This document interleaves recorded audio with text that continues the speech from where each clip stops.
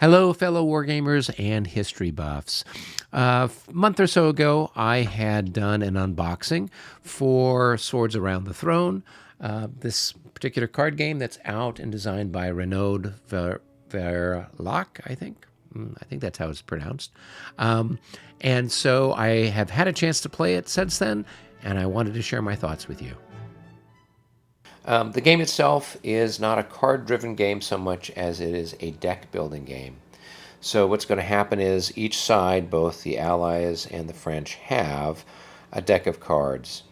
And you're going to go through and sort of select which cards you want to have based on, what allies you might have. That might influence which cards are in the deck. But usually you've got a deck of about 15 cards. And generally speaking, the Allies have the advantage when it comes to diplomacy and insurgency cards.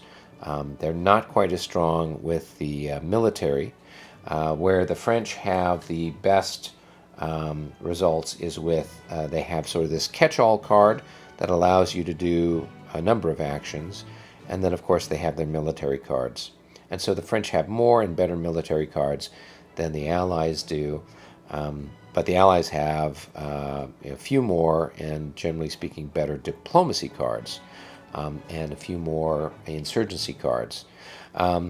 So when we played the scenario for 1805, it was pretty much a walk in the park for the French.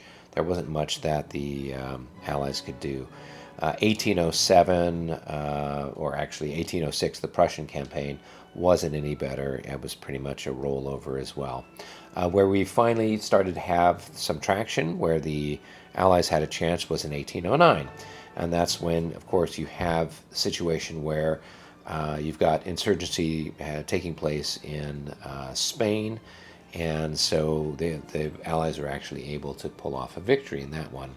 And I think if we'd played some more, or we'd played the entire campaign from start to finish, we would have seen a little bit more of the interplay with the insurgency cards having a bigger impact on the game. Now, once you've selected your deck, you're going to then shuffle it and draw a certain number of cards that you'll have for the initial, say, 3 rounds of the game. And then you'll get the rest of your cards in. So at some point in time, you'll have all the cards that you selected, but you may or may not have the opportunity to use them. So there's a certain randomness that takes place, where sometimes you'll get the cards you need right off the bat, and other times you won't get them. And then you have to kind of play them in advance. So generally speaking, what's going to happen is if you've got a plan to do some military, either where you're going to be moving some military units, or recruiting, you'll place this, and the French are generally putting 2 cards down in a row for what was going to happen the next 2 turns. And then when this one comes up, then they have to put another one here. So they're generally planning in advance. So you can't just play immediately reacting to your opponent. Generally speaking, you've got to kind of play things out. The Allies' situation is a little less promising. They have to kind of plan things out 3 turns in advance. So while the French are putting 2 cards down, the Allies have to have 3 cards out. Okay, and so that means then you can't react quite as easily to things. So you can cancel cards and you can change them out, but at the cost of losing the card.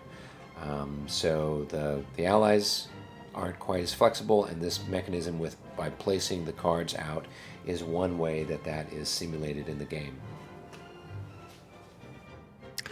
Now, I like to copy the guys over at Little Wars TV with my game reviews, and so I'm going to look at 5 different components for the game.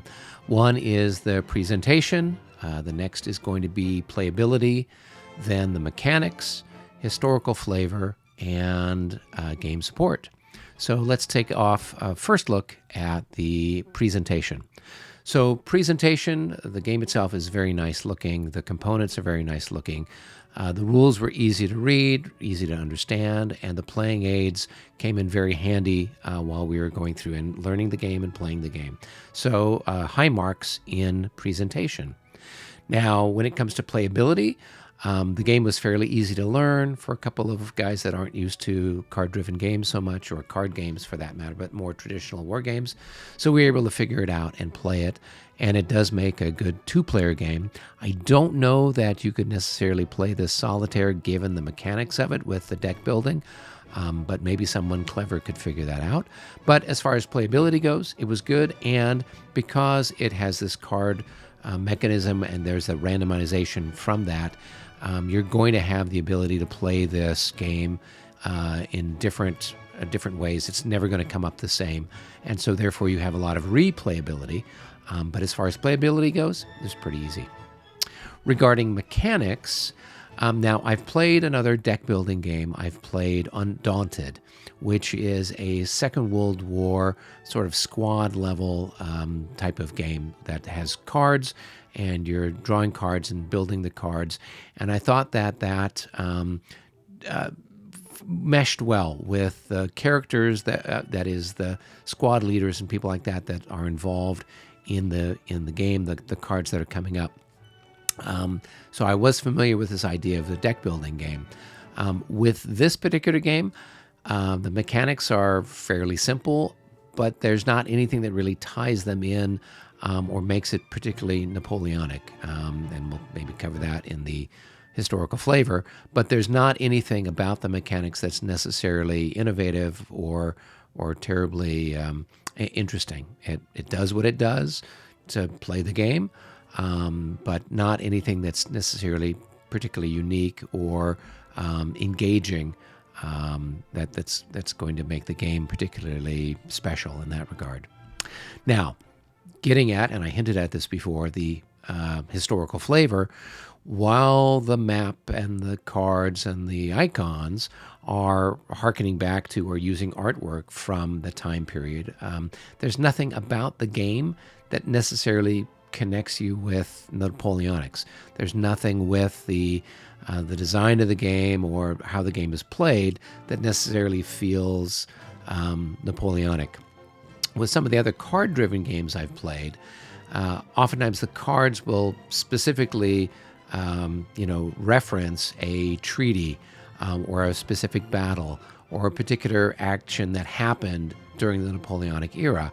And so therefore they have more, I would say they evoke more the Napoleonic flavor than this particular game did. I would say that it gets kind of low marks on having any sort of historical flavor to it.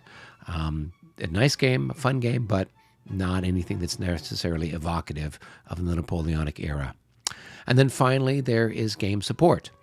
On Board Game Geek, there is a page for this particular game, and looking at recent activity in the forum, it looks like the designer, Renault, is very good and very prompt at answering people's inquiries about the rules and things like that. So I think that that is a good mark for the support. He has a few videos there that kind of touch on gameplay, but the fact that he's answering people's questions directly about the rules or misunderstandings of the rules, as they might be the case in some of the inquiries, is very good. And so therefore I would give him high marks for the support. So there you have it. So when it comes to would I buy this game again, or should you buy this game, it's going to be up to you, but I know that on Game Crafters, right now it's listed at about $56. You factor in shipping, which is usually about another $15, so you're looking about $70 for the game.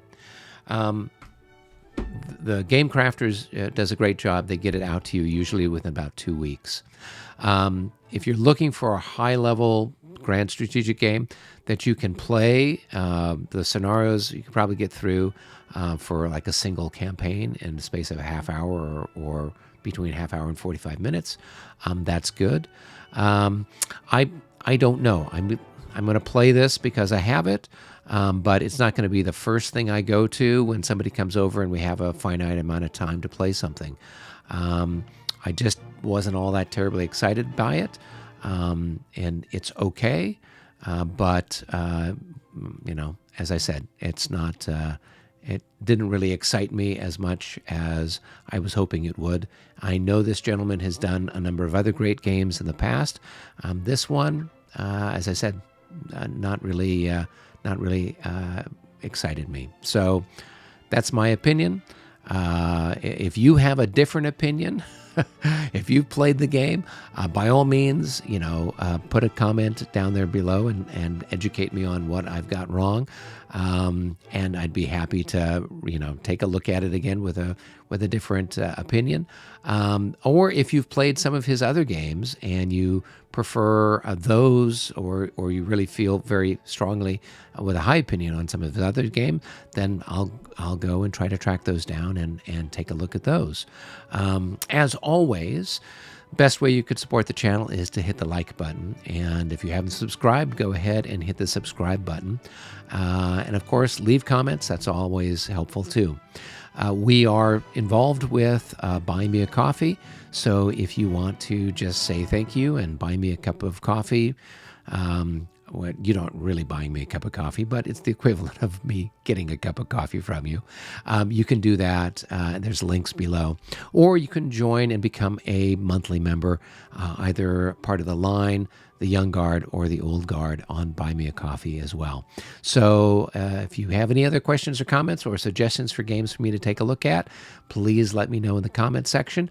Otherwise, until our next episode, be well.